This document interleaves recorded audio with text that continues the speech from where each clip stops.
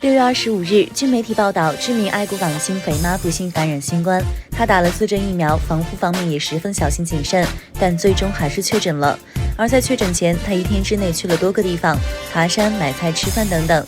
目前她没有发烧，但头越来越痛，还会咳嗽，让粉丝十分担心。据悉，肥妈近些年来过得也挺心酸，与第一任丈夫结婚，给她生下6个儿女，可对方却对她家暴并婚内出轨。后面肥妈离婚，嫁了第2任丈夫，对方对她宠爱有加，却没有陪她一辈子，而是因癌症早早离去，肥妈伤心不已，直到去年才走出丧夫阴影。如今她有染病，真的是世事无常呀，愿她早日康复。我们的大中国呀，